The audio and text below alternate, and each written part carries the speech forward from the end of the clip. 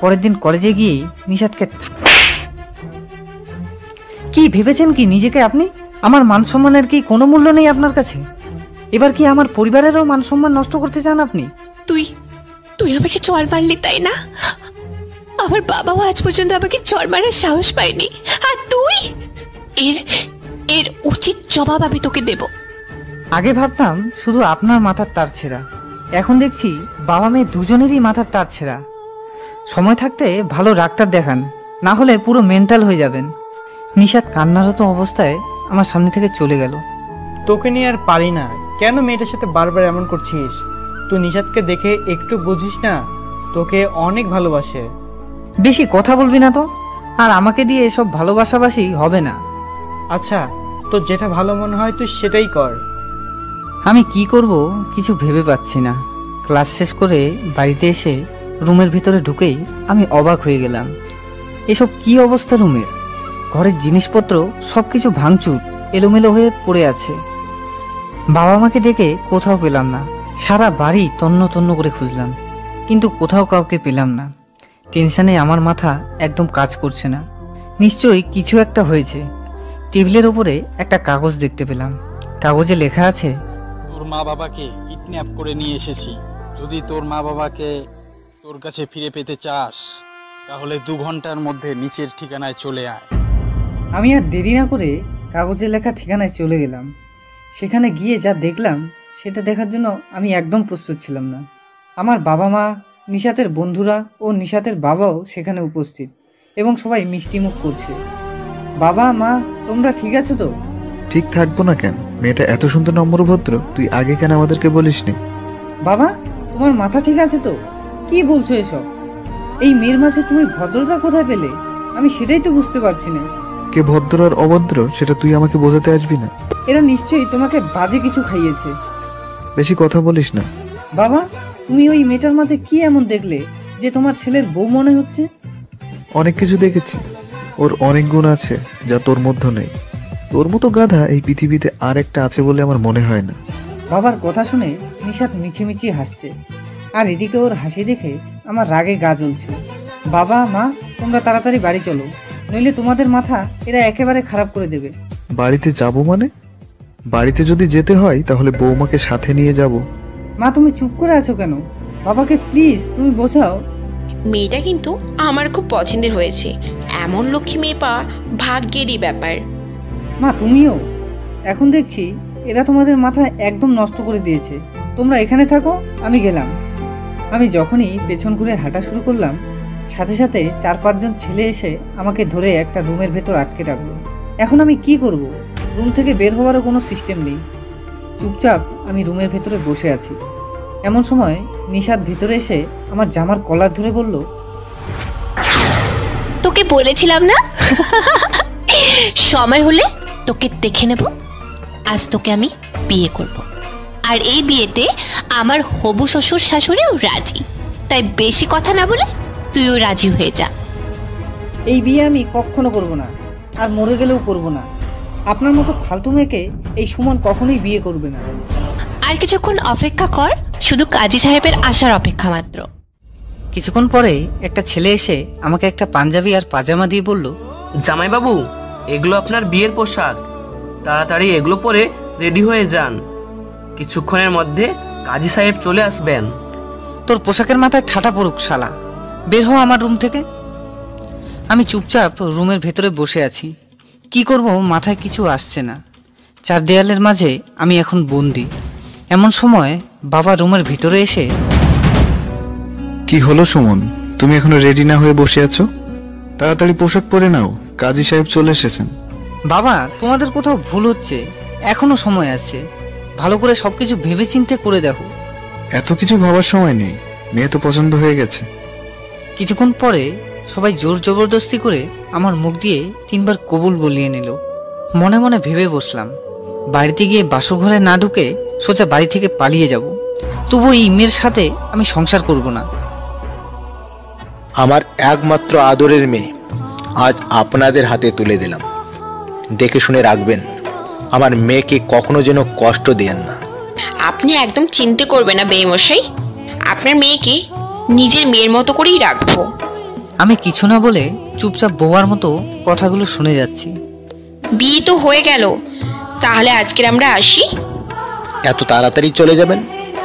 আত্মীয় যখন হয়েই গেছেন তখন আর কি মন চাইবে, যখনই মন চাইবে তখনই চলে আসবে। আচ্ছা ঠিক আছে। তারপর নিশাদদের বাড়ি থেকে আমাদের বাড়িতে চলে এলাম। বাড়িতে আসতেই কোনো মতো রুম থেকে বেরিয়ে আমি গেটের দিকে দৌড় দিলাম। এমন সময় পেছন থেকে, সুমন তুই এভাবে কোথায় যাচ্ছিস? আগে রুমের ভিতরে যা। না মানে বাবা, এই তো কোথাও যাচ্ছি না। বাধ্য ছেলের মতো বাবার কথা মতো রুমের দিকে হাঁটা শুরু করলাম। দূর, পালিয়ে যাওয়ার হলো না। রুমে ঢুকে দেখি নিশাদ বড় একটা ঘোমটা দিয়ে বসে আছে। আমি রুমে ঢুকতেই নিশাদ উঠে এসে আমার পায়ে হাত দিয়ে সালাম করতে যাবে। আমি এমন সময় আমার পা সরিয়ে নিয়ে বললাম, এসব আদিক্ষেতা আমাকে একদম দেখাতে আসবেন না। আমি আপনাকে আমার স্ত্রী হিসাবে মানি না, আর কখনো মানবও না। এখন আমার সামনে থেকে সরে দাঁড়ান, আমার প্রচণ্ড ঘুম পেয়েছে, ঘুমাবো। নিশাদ আমার সামনে থেকে সরে গেল এবং আমার পিছু পিছু এসে ওপরে বসলো। কি ব্যাপার, আপনি ওপরে এসে বসেছেন কেন? তাহলে কি করব? কি করবেন মানে? আপনি সোফায় গিয়ে নয়তো ফ্লোরে গিয়ে ঘুমান। আমার সাথে ঘুমানোর একদম চেষ্টা করবেন না। এই শীতে ফ্লোরে ঘুমানো যায় নাকি? যদি ফ্লোরে ঘুমোতে না পারেন তাহলে সোফায় অথবা দাঁড়িয়ে ঘুমান, যত সব। নিশাদ কিছু না বলে চুপচাপ দাঁড়িয়ে রইল। এভাবে দাঁড়িয়ে না থেকে যেটা বললাম সেটা করুন। আমার ঘুমের মধ্যে কেউ ডিস্টার্ব করলে আমি সেটা একদম সহ্য করতে পারি না। এই বলে আমি নিশাতের গায়ে একটা কম্বল ছুঁড়ে দিয়ে ঘুমিয়ে পড়লাম। মাঝরাতে ঘুমের ঘরে মনে হলো কেউ যেন কান্না করছে। আমি উঠে দেখি নিশাত সোফায় বসে ফুপিয়ে ফুপিয়ে কান্না করছে। কি সমস্যা আপনার? এত রাতে না ঘুমিয়ে কান্না করছেন কেন? সেটা তোমাকে জানতে হবে না। আমি আপনাকে না বললাম কেউ ঘুমের মধ্যে আমাকে ডিস্টার্ব করলে সেটা একদম সহ্য করতে পারি না? কান্না না করে যান গিয়ে ঘুমিয়ে পড়ুন। এই কথা বলতেই নিশাত চুপচাপ সোফার উপরে গিয়ে শুয়ে পড়ল। আমিও সেই সাথে আবার ঘুমিয়ে পড়লাম। পরের দিন সকালে আমি গভীর ঘুমে বিভোর। এমন সময় কে যেন আমার গায়ে হাত দিয়ে ডাকছে। সকাল হয়ে গেছে, তাড়াতাড়ি উঠে ফ্রেশ হয়ে নিচে আসো। মা বাবা টেবিলে তোমার জন্য অপেক্ষা করছে। আচ্ছা আসছি, আপনি এখন যান। তারপরে আমি উঠে ফ্রেশ হয়ে নিচে গিয়ে খাওয়ার টেবিলে বসলাম। নিশাতও আমার সামনে গিয়ে বসলো। খাওয়ার সময় মা নিশাতকে এটা ওটা একটু বেশি করেই দিচ্ছে। এসব দেখে আমি রেগে গিয়ে বললাম, এত জোর করে খাওয়ানোর কি আছে? যার পেটে খিদে থাকবে সে এমনিতেই খেয়ে নেবে। তোর কি কোনো জ্ঞান নেই? খাওয়ার সময় এইসব কথা বলছিস? আমার কথা শুনে বাবাও আমার দিকে রাগ দেখিয়ে চোখ বড় করে তাকালো। আমি মাথা নিচু করে খাওয়া শেষ করে রুম থেকে চলে আসলাম। নিশাতও একটু পরে রুমে আসলো। আমি বাইরে ঘুরতে যাব বলে রেডি হচ্ছিলাম। এমন সময় নিশাত বলল, কোথায় যাবে তুমি? যেখানেই যাই না কেন সেই প্রশ্নের উত্তর কি আপনাকে দিতে হবে?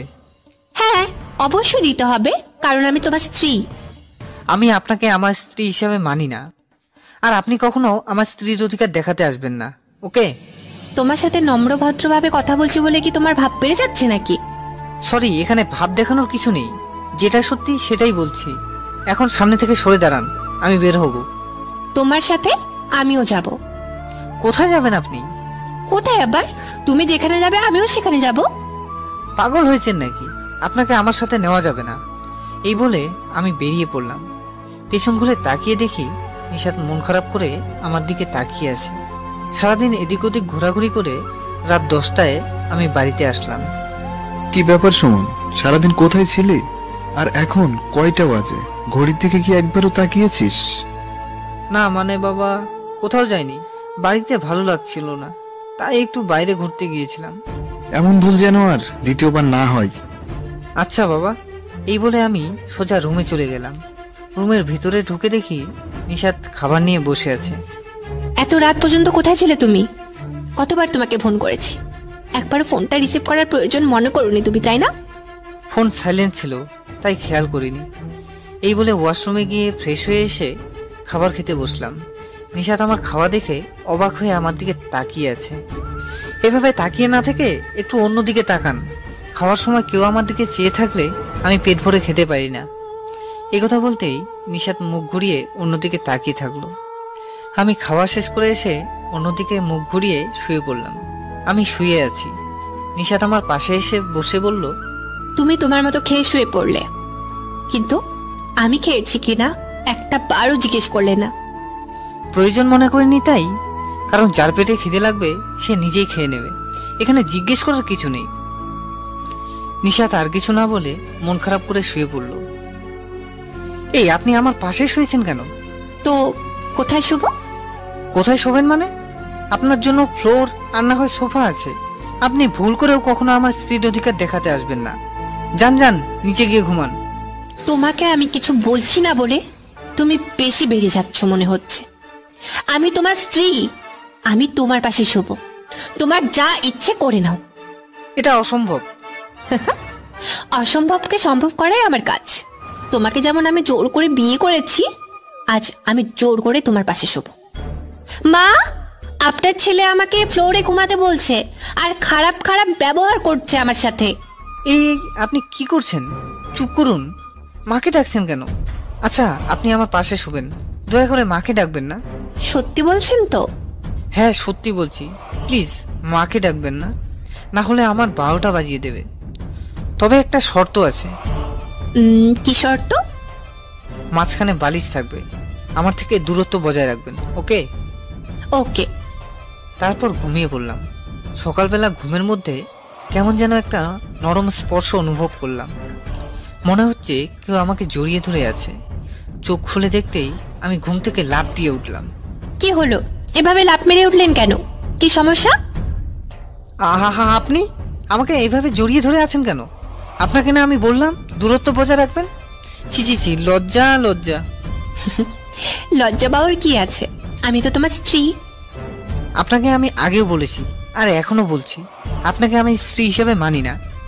এই বলে আমি উঠে ফ্রেশ হয়ে ব্রেকফাস্ট করে কলেজে যাওয়ার জন্য রেডি হচ্ছি। পিছন থেকে নিশাত এসে, এত সকালে যাবে কোথায় তুমি? কলেজে যাব। আমিও যাব। আপনি কলেজে যাবেন নাকি পার্কে যাবেন সেটা আপনার বিষয়, আমাকে বলার কি আছে? আমিও তোমার সাথে কলেজে যাব। সরি, আপনি আপনার মতো যান, আমি আমার মতো যাব। মা, আপনার ছেলে আমাকে কলেজে নিয়ে যাচ্ছে না। কি হয়েছে সুমন, তুই বৌমাকে কলেজে নিয়ে যাবি না কেন? এমনি মা। আমি বলছি তুই বৌমাকে তোর সাথে কলেজে নিয়ে যাবি, আসার সময় বৌমাকে সাথে করে নিয়ে আসবি। অন্য কোনো কথা শুনতে চাই না আমি। আচ্ছা যান, তাড়াতাড়ি রেডি হয়ে নিন। দুজনে কলেজে যাওয়ার জন্য বাড়ি থেকে বেরিয়ে পড়লাম। রাস্তায় রিক্সার জন্য অনেকক্ষণ ধরে দাঁড়িয়ে আছি। ধুর, একটা রিক্সাও আসে না। অনেকক্ষণ পর একটা রিক্সা আসলো। এই যে রিক্সাওয়ালা মামা, দাঁড়ান। নিশাতকে রিক্সায় উঠিয়ে দিয়ে ভাড়াটা দিয়ে, মামা ওকে কলেজের গেটের সামনে নামিয়ে দেবেন। কেন, তুমি যাবে না? যাব, কিন্তু আপনার সাথে না। নিশাত মুখটা এদিক ওদিক ঘুরিয়ে চলে গেল। কিছুক্ষণ পরে আমি অন্য একটা রিক্সায় করে কলেজে চলে গেলাম। কলেজের গেটে ঢুকতেই নিজাম আর ফাহিম দৌড়ে এসে, দোস্ত, কি শুনছি এসব? তুই নাকি বিয়ে করেছিস, তাও আবার নিশাতকে? ওসব অনেক বড় কাহিনী, পরে বলবো সব। চল এখন ক্যাম্পাসে চল, বসে আড্ডা দেব। দাওয়াত কিন্তু পাইনি, তবে বৌদির হাতের রান্না খাওয়ার জন্য একদিন চলে আসবো তোর বাড়িতে। পরে দেখা যাবে, এখন চল আড্ডা দেব। ওকে চল। তারপরে আড্ডা দিয়ে ক্লাস শেষ করে বাড়িতে ফেরার সময় যেন নিশাতকে সাথে করে নিয়ে আসি। এটা মায়ের নির্দেশ, তাই বাড়িতে আসার জন্য নিশাতকে ক্যাম্পাসে খুঁজতে লাগলাম। দেখলাম একটু দূরে গাছের নিচে বসে বান্ধবীদের সাথে গল্প করছে। আমি ওখানে যেতেই নিশাতের হারামজাদি বান্ধবীগুলো আমাকে দেখে উদ্ভট সব প্রশ্ন করতে লাগলো। জামাই বাবু, বাসর রাত কেমন কাটলো? জামাই বাবুকে না আজ হেপ্পি লাগছে। বাসর রাতে বিড়াল মেরেছে তো? আমাদের বান্ধবীকে কেমন করে আদর করলে জামাই বাবু? এমন আরো অনেক কিছুই বলতে লাগলো। ওদের এমন কথা শুনে আমি লজ্জায় পড়ে গেলাম। তোদের কি লজ্জা বলতে কিচ্ছু নেই? জামাই বাবুর সামনে লজ্জা কিসের? তোরা চুপ করবি নাকি মার খাবি? চলুন, বাড়িতে যেতে হবে। এত তাড়াতাড়ি বাড়িতে কেন জামাই বাবু? আমার বান্ধবী আজ আদর কম করেছে বুঝি? আপনি যাবেন নাকি আমি চলে যাব? হ্যাঁ যাবো, চলো। এই তোরা থাক, আমি গেলাম। এখন তো বর পেয়ে গেছিস, আমাদের সাথে সময় দেওয়ার মতো কি আর সময় আছে তোর? আচ্ছা যা। তারপর নিশাদকে নিয়ে একসাথে বাড়িতে চলে আসলাম।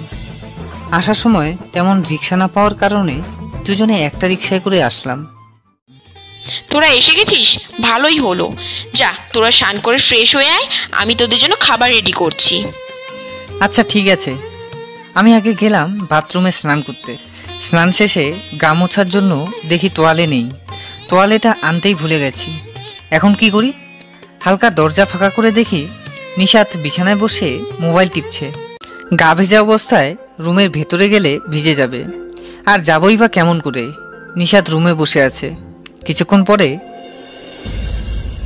আর কতক্ষণ বাথরুমে থাকবে? স্নান করতে এত সময় লাগে নাকি? তোয়ালে আনতে ভুলে গেছি, তাই বসে আছি। দরজা খোলো, আমি তোমাকে তোয়াল দিচ্ছি। এটা কিভাবে সম্ভব? আপনি যদি সব দেখে নেন? দেখলে সমস্যা কোথায়? আমি তোমার স্ত্রী। না, দরজা খোলা যাবে না, আমার লজ্জা লাগে। তাহলে বাথরুমের ভিতরে বসে থাকো, বাইরে আসতে হবে না। ভেজা গায়ে কিভাবে বসে থাকবো? ঠান্ডা লাগছে যে। তাহলে দরজাটা খুললেই তো হয়। হ্যাঁ, দরজা খুলবো, তবে একটা শর্ত আছে। হ্যাঁ, কি শর্ত বলো? আপনি যদি চোখ বন্ধ করে থাকেন তাহলে খুলবো। আচ্ছা ঠিক আছে, চোখ বন্ধ রাখবো। এবার আসো। আচ্ছা তাহলে দরজা খুলছি, আপনি তোয়ালেটা দিন। চোখ বন্ধ রাখবেন কিন্তু। আমি দরজা খুলতেই নিশাত আমার দিকে চোখ মেলে তাকিয়ে আছে। এই নিন। তোয়ালেটা নিশাতের হাত থেকে নিয়েই দরজাটা বন্ধ করে দিয়েছি। সবশেষে বাইরে আসতেই নিশাত বলল, আমি কিন্তু অনেক কিছু দেখে নিয়েছি। কি কি কি দেখেছেন শুনি? গায়ে পোশাক না থাকলে যা দেখা যায়। লুচ্চা মেয়ে হলে যা হয় আর কি। যান যান, স্নান করুন।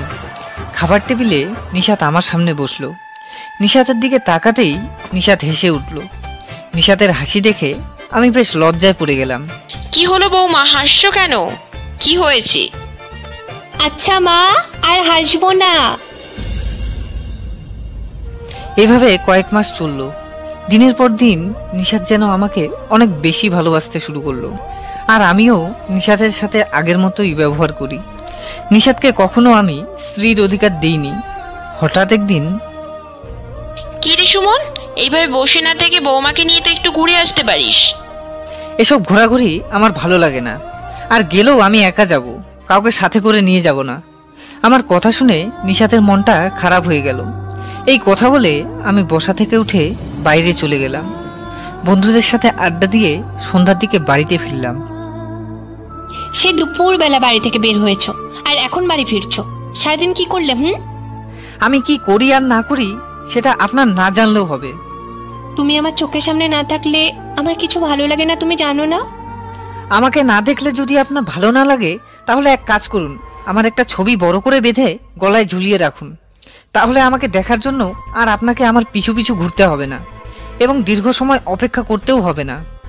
তোমার ভাব দিন দিন বেড়ে যাচ্ছে। কি মনে করো তুমি নিজেকে? আমার মতো এমন একটা সুন্দরী মেয়ে তোমার কপালে বউ হিসেবে জুটেছে, এটা তোমার বড় ভাগ্যের ব্যাপার। আর আমার মা, মানে তোমার মা শাশুড়ি আজকে আমাকে বলেছে খুব তাড়াতাড়ি যেন দিদা হতে পারে, সেই সাথে আমি মা হব আর তুমি বাবা।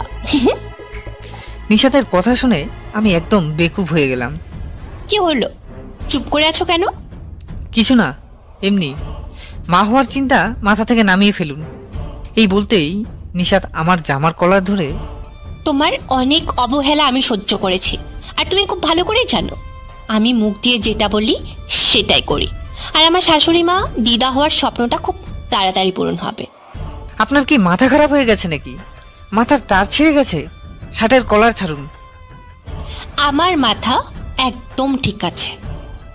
এসব বাজে বোকা বন্ধ করুন। আমার এখন খিদে পেয়েছে, আমি খাবো। খাওয়া শেষে ঘুমিয়ে পড়লাম। সকালে নিশাত আমার গায়ে হাত দিয়ে ঝাঁকুনি দিয়ে, এই যে মহারাজ, 10টা বেজে গেছে, এবার দয়া ধর্ম করে ওঠো। কোনো কাজ টাজ নেই, রাত দিন শুধু ঘুম আর ঘুম। বিরক্ত করবেন না তো, পারলে আপনিও ঘুমান, যান। এই কথা বলতেই নিশাত আমার পাশে শুয়ে আমাকে জড়িয়ে ধরলো। আমাকে জড়িয়ে ধরে ঘুমাতে বলিনি। না, আমি তোমাকে জড়িয়ে ধরে ঘুমাবো। ধুর, ছাড়ুন তো, এই বলে আমি উঠে পড়লাম। এভাবেই চলছিল দিনগুলো। নিশাত আমার দিকে যতটা এগিয়ে আসে তার থেকেও বেশি নিজেকে দূরে সরিয়ে রাখি আমি। রাতে শুয়ে শুয়ে ভাবতে লাগলাম, এভাবে আর কতদিন বাবার হোটেলে বসে বসে খাবো? নিজে কিছু একটা করা দরকার। বাবারও বয়স হয়ে যাচ্ছে, এখন আর এভাবে আমার বসে থাকাটা একদম ঠিক হচ্ছে না। পরের দিন বাবা মাকে না জানিয়ে একটা কোম্পানিতে জবের জন্য অ্যাপ্লাই করলাম। মনে মনে ভেবে রাখলাম, জবটা যখন হবে বাবা মাকে তখন জানাবো, তার আগে নয়। কিছুদিন পর জবের এক্সাম হলো এবং চাকরিটা একেবারে হয়ে গেল।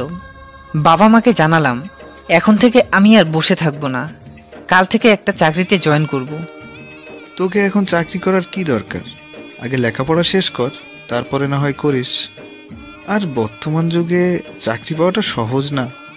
বাবা, চাকরিটা আমার অলরেডি হয়ে গেছে, তোমাকে এসব নিয়ে চিন্তা করতে হবে না। তোকে এখন এইসব চাকরি টাকরি করতে হবে না, ভালো করে মন দিয়ে পড়াশোনা কর তো। মা, তুমি অযথা আমার লেখাপড়া নিয়ে টেনশন করো না, জবটাও করব, তার সাথে লেখাপড়াও করব। তাহলে আর কি, তোর যেটা ভালো মনে হয় সেটাই কর। রুমের ভেতরে গিয়ে দেখি নিশাত অভিমান করে বসে আছে। কি ব্যাপার, আপনি এভাবে মন খারাপ করে বসে আছেন কেন? কেন মন খারাপ করেছি তুমি জানো না? আপনার মন খারাপের কারণটা যদি আমাকে না বলেন তাহলে কি করে জানবো? তুমি একটু আগে বাবা মায়ের সাথে কি বলছিলে, আমি দরজার আড়াল থেকে সব শুনেছি। শুনেছেন যখন, তাহলে তো আপনাকে নতুন করে কিছু বলতে হবে না। তোমার চাকরিটা কি খুব জরুরি? না করলে হতো না? খুব জরুরি বলে আমি মনে করছি না, তবে বিয়ে যখন হয়ে গেছে তখন এভাবে দুজনে বাবার একার টাকায় খাওয়াটা ঠিক হচ্ছে না বলে আমি মনে করছি, তাই একটা চাকরি করতে চাইছি। তার মানে তুমি আমাদের বিয়েটা মন থেকে মেনে নিয়েছো? এই কি করছেন আপনি? ছাড়ুন আমাকে, বাড়িতে বাবা মা আছে, দেখে ফেলবে তো। আমি জানতাম তুমি আমাকে একদিন ঠিকই তোমার স্ত্রী হিসাবে মেনে নেবে। আপনাকে স্ত্রী হিসাবে মেনে কখন নিলাম? আপনার মাথা খারাপ হয়েছে নাকি? এই কথা বলতেই নিশাত কান্না শুরু করে দিল। এমন সময় মা উপস্থিত। কি হয়েছে বৌমা, তোমার চোখে জল কেন? এমনি। কি হয়েছে বলো আমাকে। এই হারামজাদা তোমাকে আবার কিছু বলেছে? না মা, আমার চোখে মনে হয় কিছু একটা পড়েছে, তাই চোখে জল। সুমন, যদি তোমাকে কোনো কিছু বলে থাকে তাহলে তুমি আমাকে বলো, তারপর আমি বাকিটা দেখে নেব। আচ্ছা ঠিক আছে। এই বলে মা চলে গেল।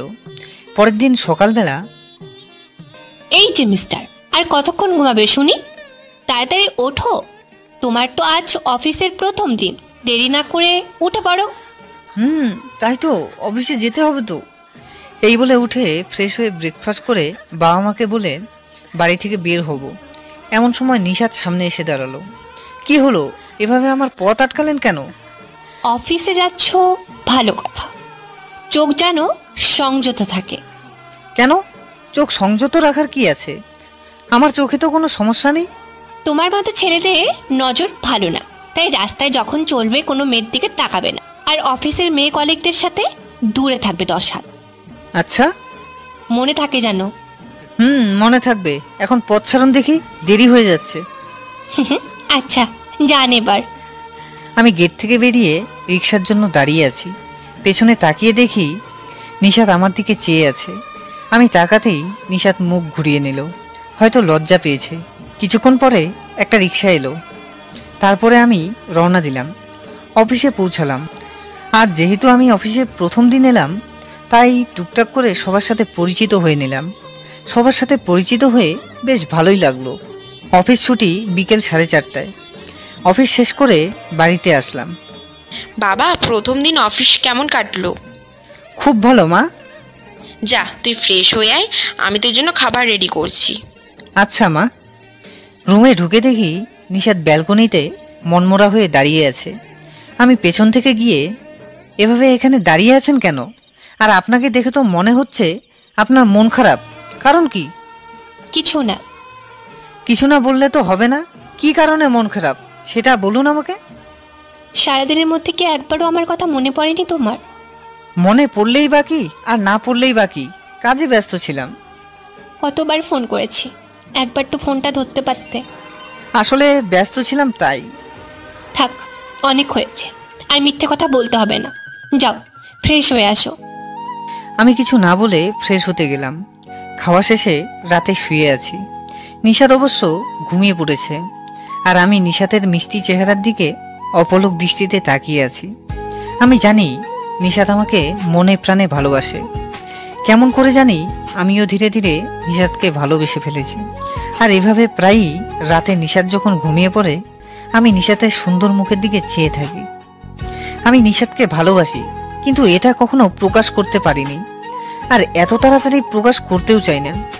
কারণ আমার ভালোবাসাটা প্রকাশ করলে নিশাতের পাগলামি আরো বেড়ে যাবে, সেই জন্য। পরের দিন সকালবেলা অফিসে যাওয়ার সময় নিশাত সামনে এসে, এই নাও, টিফিনটা সাথে করে নিয়ে যাও, দুপুরে খাবার আছে, খেয়ে নিও। হ্যাঁ?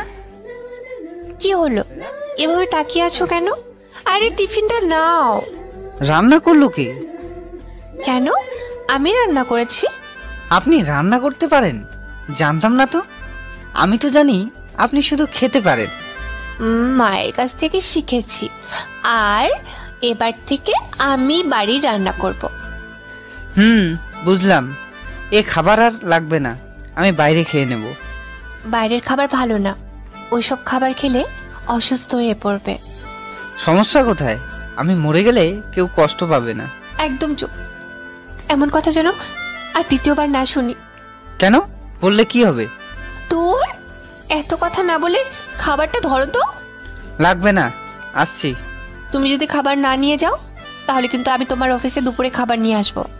নিশাতের কথা শুনে আমি টিফিনটা নিতে বাধ্য হলাম। তারপরে নিশাতের হাত থেকে টিফিনটা নিয়ে চলে গেলাম। কেবিনে বসে অফিসের কাজ করছি। এমন সময় অফিসের বস আমাকে ডেকে পাঠালেন।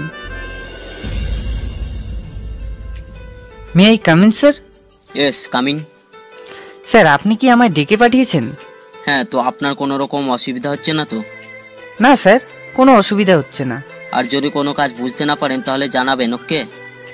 Okay sir. আচ্ছা, তাহলে যান, এখন মন দিয়ে কাজ করুন। বসের রুম থেকে এসে আমার কেবিনে কাজ করতে লাগলাম। দুপুরে খাবার সময় নিশাতের দেওয়া টিফিন খুলে আমি তো অবাক হয়ে গেলাম। আমার প্রিয় খাবার বিরিয়ানি পাঠিয়েছে। খাবার দেখে জিভে জল চলে আসলো, আর দেরি না করে তাড়াতাড়ি খাওয়া শুরু করে দিলাম। খাওয়া শেষে আবার কাজ শুরু করলাম। যাই হোক, রান্নাটা দারুণ ছিল। অফিসের কাজ শেষে বাড়িতে চলে আসলাম। মা, মা, নিশাত কোথায়? একটু আগে আমার সাথে বসে গল্প করছিল, এখন মনে হয় রুমের ভেতরেই আছে। যা তুই। আমি সোজা রুমে চলে গেলাম। রুমে গিয়ে দেখি নিশাত ব্যালকনিতে দাঁড়িয়ে আছে। ইচ্ছে করছিল পেছন থেকে নিশাতকে জড়িয়ে ধরে একবার বলতে, ভালোবাসি নিশাত, খুব ভালোবাসি তোমাকে। কিন্তু কি করে বলবো, সাহস পাই না যে। আমি আর কিছু না বলে নিশাতের পাশে গিয়ে, কি ব্যাপার, আপনি এখানে এভাবে দাঁড়িয়ে আছেন কেন? এমনি, ভালো লাগছে না তাই। আচ্ছা। আজ ড্রেস চেঞ্জ না করে আমার পাশে এসে দাঁড়ালে, কি ব্যাপার বলো তো? নিশাতের হাসি ভরা মুখের দিকে তাকিয়ে খুব বলতে ইচ্ছে করছে, এভাবে হেসো না নিশাত, তোমার হাসিতে আমি পাগল হয়ে যাচ্ছি। আমি যত তোমাকে দেখছি ততই দুর্বল হয়ে পড়ছি তোমার প্রতি। কি হলো, তুমি এভাবে আমার দিকে তাকিয়ে কি ভাবছো? না, কিছু না। যাও, তুমি ড্রেস চেঞ্জ করে নাও। ওকে। রাতে ঘুমানোর সময় মাঝখানে কোলবালিশ দিয়ে নিশাত উল্টো দিকে মুখ ঘুরিয়ে শুলো। নিশাতকে বলতে ইচ্ছে করছে, ওভাবে ঘুরে না থেকে আমার দিকে তাকিয়ে থাকতে পারো না? তোমাকে বড্ড বেশি ভালোবেসে ফেলেছি নিশাত। যেই ভাবনা সেই কাজ, মুখ খুলে বলেই ফেললাম, নিশাত, এভাবে মুখ ঘুরিয়ে না থেকে একটু আমার দিকে তাকাও না। আমার কথা শুনে নিশাত লজ্জামাখা মুখটি নিয়ে আমার দিকে ঘুরে হেসে বলল, তুমি আমাকে ভালোবেসে ফেলেছ, তাই না? কোথায়? না তো। আমি সব বুঝি, অবুঝ না, বুঝলে? এতই যখন বোঝো তাহলে মুখ ঘুরে শুয়েছিলে কেন? কি বললে তুমি? আবার একবার বলো তো। কোথায়? কিছু বলিনি তো। হয়েছে, এখানে আর থাকা যাবে না, আগে পালাই। এই বলে আমি উঠে বেলকনিতে চলে গেলাম। পেছন থেকে কারো হেঁটে আসার শব্দ শুনতে পেলাম। মনে হয় নিশাত আসছে। কি হলো, এভাবে উঠে চলে আসলে কেন? রাতের আকাশে তারার মেলা দেখবো বলে চলে আসলাম। ওকে, তাহলে তুমি তারা দেখো, আমি ঘুমাতে গেলাম, আমার ঘুম পাচ্ছে। এই বলে নিশাত চলে যাবে, তখনই আমি নিশাতের হাত ধরে আমার বুকে টেনে নিলাম। কি করছো? ছাড়ো, আমি ঘুমাবো এখন। এত তারা কিসের? আমিও ঘুমাবো। তুমি তো আমাকে ভালোই বাসো না, তাহলে এত ঢং করার কি আছে? আমার আচরণ দেখে তুমি কি কিছু বুঝতে পারছো না? বুঝতে পারছো না আমি তোমাকে ভালোবাসি কিনা? আমি এত কিছু বুঝি না। কি বোঝো তুমি? আমি কারো আচরণে ভালোবাসা বুঝতে চাই না, মুখ থেকে শুনতে চাই। কি বলবো ঠিক বুঝতে পারছি না। ভালোবাসি তোমাকে। এইভাবে কেউ ভালোবাসার কথা বলে নাকি? আমি তোমাকে ভালোবাসি নিশাত। একথা বলতেই নিশাত লজ্জায় মুখ ঢেকে নিল। তুমি অনেক ফাজিল হয়ে গেছো। ফাজলামের কি দেখেছো? সবে তো শুরু। এখন ছাড়ো, ঘুমাবো, খুব ঘুম পেয়েছে। আজ রাতে না ঘুমালে হয় না? না ঘুমালে তোমার সকালের ব্রেকফাস্ট কে বানাবে শুনি? আর তোমাকে অফিসে যাওয়ার জন্য ঘুম থেকে কে ডেকে দেবে?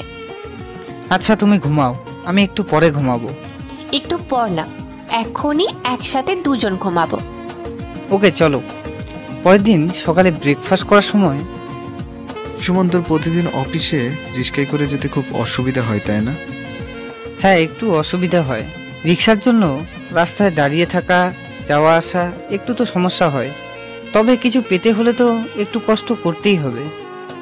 সেটা অবশ্য ঠিক, তবে এখন থেকে আর অসুবিধা হবে না। মানে হলো, এই নে তোর নতুন বাইকের চাবি। সত্যি বলছো বাবা? যদি বিশ্বাস না হয় তাহলে বাইরে গিয়ে দেখো। আমি বাইরে গিয়ে দেখি সত্যি বাবা আমার জন্য বাইক কিনেছে। তারপর বাবাকে জড়িয়ে ধরলাম। বাইক পেয়ে আমি অনেক খুশি, কারণ বাবাকে এর আগেও অনেকবার বাইক কিনে দিতে বলেছি, কিন্তু দেয়নি। আর আজকে না বলার পরেও আমাকে বাইক কিনে দিয়েছে। তোমার মায়ের জোর করার কারণে তোমাকে না বলে বাইকটা কিনে এনেছি। আমি বাবার হাত থেকে চাবিটা নিয়ে অফিসে যাওয়ার জন্য বের হব। এমন সময় নতুন বাইক, তাই আজকে অফিসে না গিয়ে নিতাশাকে নিয়ে বাইরে থেকে ঘুরে আয়। আচ্ছা ঠিক আছে মা। ঘুরতে যাওয়ার কথা শুনে নিশাত বেশ খুশি হলো। আমি অফিসের বসকে ফোন করে ছুটি নিয়ে নিলাম। সেই সাথে নিশাতকে রেডি হতে বললাম। কিছুক্ষণ পর দুজনে ঘুরতে বেরিয়ে পড়লাম। নিশাত, আজকে তোমার পছন্দের খাবার খাওয়াবো, আর তোমার জন্য কিছু পোশাকও কিনবো। সত্যি বলছো? হ্যাঁ সত্যি বলছি। এই কথা বলতেই নিশাত আমাকে শক্ত করে জড়িয়ে ধরলো। তারপর সারাদিন অনেক ঘোরাঘুরি, খাওয়া দাওয়া সব মিলিয়ে দিনটা বেশ ভালোই কাটলো। সন্ধ্যায় বাড়িতে ফিরলাম। বাড়িতে এসে আমি ফ্রেশ হওয়ার জন্য ওয়াশরুমে গেলাম, আর নিশাত মায়ের সাথে গল্প করতে লাগলো। কিছুক্ষণ পরেই আমি ওয়াশরুম থেকে বের হতেই মা সামনে এসে মিষ্টি নিয়ে হাজির। হ্যাঁ কর তো বাবা, এই নে মিষ্টি নে, হ্যাঁ কর। না মা, এখন মিষ্টি খাবো না, সারাদিন অনেক কিছু খেয়েছি। আগে হ্যাঁ কর, একটা তো মিষ্টি খা। আচ্ছা মা, এই সন্ধ্যায় মিষ্টি কিসের জন্য? আরে পাগল, আমি দিদা হতে চলেছি আর তুই বাবা হতে চলেছিস। হ্যাঁ মানে কি করে? তুই গাধা নাকি? এত বড় হাতি, কিছু বুঝিস না? বৌমা বমি করছে। তোমার বৌমা বমি করছে ভালো কথা, কিন্তু আমি বাবা হব কি করে? হাদারাম, তোর মাথায় দেখছি কিছুই নেই। এই বলে মা মিষ্টি নিয়ে বাবাকে ডাকতে লাগলো। ওগো সুমনের বাবা, কোথায় আছো? তুমি তাড়াতাড়ি এসো, মিষ্টি খাও, তুমি দাদু হতে চলেছো। আমি মনে মনে ভাবতে লাগলাম, মায়ের মাথা কি খারাপ হয়ে গেল নাকি? কি সব পাগলের মতো বলছে। নিশাতের কাছে যাই, তাহলে সবকিছু বুঝতে পারবো। কি ব্যাপার নিশাত, তুমি বমি করছো আর মা খুশিতে সবাইকে মিষ্টি খাওয়াচ্ছে? আমার বমি করা দেখে মা ভাবছে আমি নাকি প্রেগনেন্ট, তাই মিষ্টি খাওয়াচ্ছে। মানে তোমার সাথে তো আমার কিছুই হয়নি, তাহলে তুমি প্রেগনেন্ট হলে কি করে? আরে গন্ধব, আজ ঘুরতে গিয়ে ঝালমুড়ি আর ফুচকা একটু বেশি খেয়ে ফেলেছি, তাই পেট খারাপ করে বমি হয়েছে। কিন্তু মাকে আমি কিছুতেই বিশ্বাস করাতে পারছি না। তিনি যেটা ভাবছেন আসলে সেটা না। তাহলে এখন কি হবে? কি আর হবে, যা হবে তাই হবে। মানে? কিছু না। আমি নিশাদকে কাছে টেনে নিয়ে বললাম, মাকে বলে দিও, মা খুব তাড়াতাড়ি দিদা হতে চলেছে, আর মাত্র কিছুদিনের অপেক্ষা। এভাবে বলো না, আমার লজ্জা লাগে। চলো না মায়ের স্বপ্নটা পূরণ করি। নিশাদ আমার কথা শুনে মাথা নাড়িয়ে হ্যাঁ সম্মতি দিয়ে লজ্জায় মুখ ঢেকে নিল। বাকি কথাটা আমিও আর বলতে চাই না, আপনাদের সামনে বলতে আমারও লজ্জা করছে। তারপরে বাকিটা ইতিহাস। এরপর 10 মাস পর আমি অফিসে কাজে ব্যস্ত আছি, এমন সময় মায়ের ফোন রিসিভ করতেই, হ্যালো সুমন, নিশাদ খুব অসুস্থ, তুই তাড়াতাড়ি হাসপাতালে চলে আয়। আমরা নিশাদকে নিয়ে এখনই হাসপাতালে যাচ্ছি। এই কথা বলেই মা ফোন কেটে দিল। আমি আর দেরি না করে বসের কাছে ছুটি নিয়ে সোজা হাসপাতালে চলে গেলাম। হাসপাতালে গিয়ে, মা কি হয়েছে নিশাদের, ও কোথায়? নিশাদের তেমন কিছু হয়নি, তুই বাবা হতে চলেছিস। একটু পরেই ডাক্তার এসে একটা খুশির খবর দিলেন। সুমন সাহেব, আপনি কন্যা সন্তানের বাবা হয়েছেন। মা এবং সন্তান দুজনেই সুস্থ আছে। আমরা সবাই ডাক্তারের কথা শুনে খুব খুশি হলাম। তারপরে নিশাদের কাছে গেলাম। নিশাদও বেশ খুশি, আমাদের থেকেও বাবা মা যেন বেশি খুশি হয়েছে। একটু পরেই নিশাদের বাবা মিষ্টি নিয়ে উপস্থিত। আমার বাবা নিশাদের বাবাকে দেখেই, বিআই সাহেব, আপনি দাদু হয়েছেন। সবার মুখে হাসি দেখে মনে হচ্ছে এমন খুশি এই মানুষগুলোর মধ্যে আগে কখনো দেখিনি। কন্যা সন্তানের বাবা হয়ে আমি নিজেও অনেক খুশি, কারণ আমি মনে মনে কন্যা সন্তানই চেয়েছিলাম। তারপরে চলতে থাকলো আমাদের সুখের সংসার।